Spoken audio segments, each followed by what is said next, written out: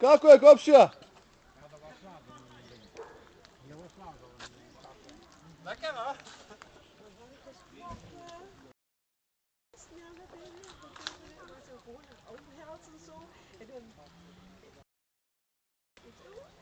Ja, dat is even uitgekomen hè.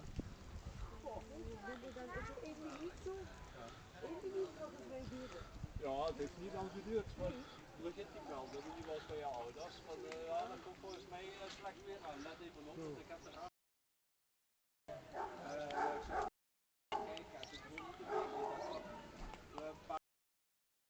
Ik dacht, ik word dicht, kan niks gebeuren.